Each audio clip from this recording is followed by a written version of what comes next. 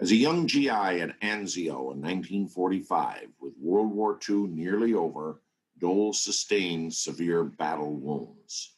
Returning to his hometown of Russell, Kansas, he was able to save his right arm through an operation that friends and neighbors helped pay for, but he would never have the use of that arm again. He rebounded from near death with a regular regimen of working out in a gym in his garage. He put himself through the University of Kansas and its law school. After a decade in local and county office, Bob Dole went to the House of Representatives in 1960, and he was promptly elected president of his Republican freshman class. He voted conservative on most issues and was also a strong supporter of civil rights. In 1968, Dole went to the Senate. President Richard Nixon liked his fellow self-made man and political gut fighter, and he made Bob Dole Republican National Chairman. Dole fiercely defended Nixon during the Watergate scandal, and he barely survived re-election in 1974. Soon after, he married Federal Trade Commission member and future cabinet secretary Elizabeth Dole, saying he decided to propose after his re-election because I knew I had a job. In 1976, President Gerald Ford tapped old House colleague Dole as his vice presidential running mate. Dole's tireless campaigning and fighting style no doubt helped the Republican ticket close in on Democratic frontrunner Jimmy Carter. But many also felt that Dole hurt the ticket with his storied comment about Democrat wars in a nationally televised debate with opponent Walter Mondale. When Republicans finally took control of the Senate in 1980, Bob Dole became Senate Finance Committee chairman and eventually Senate Republican leader. In both capacities, he worked closely with President Ronald Reagan on lowering tax rates and on a smaller budget. He was considered one of the midwives of the Americans with Disabilities Act to help those who were disabled as he was.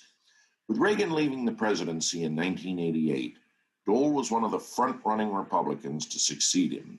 He handily won the Iowa caucuses and was favored in many polls to win the New Hampshire primary. But George H.W. Bush, Reagan's vice president, edged him out after a campaign Dole felt misstated his position on taxes. Returning to the Senate, Dole began to mellow. He was a stalwart supporter of old foe Bush and started to turn his brass-knuckled humor on himself. I, Robert J. Dole,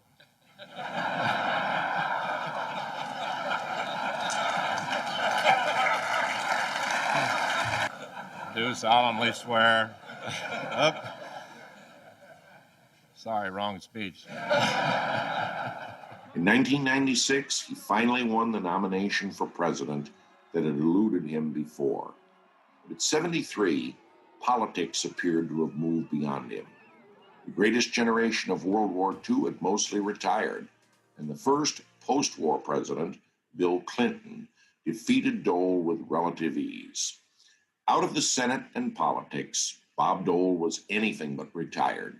He threw his energies into the Dole Foundation and raised millions for the handicapped youth. He was the force behind the construction of the World War II Memorial, and for years, Dole would be seated near the memorial with veterans and their families who came to visit. He loved it, and they loved him. John Gizzi joins us now with more on Bob Dole's remarkable life, live from the White House. John, what are you remembering most about Bob Dole? Well, I just remember the kindness of the man and the goodness. He had the memory of the Republican elephant, and for all of his biting humor, he could be gracious to a fault. The last time I spoke to him, I reminded him that my wife, Colleen, had been his state campaign chairman in Michigan in 1988, and her younger sister, Ann, had been his director of events. He said, without missing a beat, "Will you hug both of them for me? Tell him 88 would have been our year." And it was a poignant comment. Had he managed to secure nomination in 1988, he and not George H.W. Bush would have been the embodiment of Ronald Reagan's third term. But time passed him by. Still, he could look back and be very warm about it, and warm to two particular people. Love that story. Thank you so much for sharing with us this morning, John Gizzi. Hey, I'm Rob Finnerty. Thanks for watching. If you enjoyed this video, please join the conversation in the comments below. Don't forget to subscribe, too. Hit the bell icon to be alerted to breaking news. And remember, there's a whole lot more on Newsmax TV, America's fastest growing cable news network. Newsmax TV, we're real news for real people.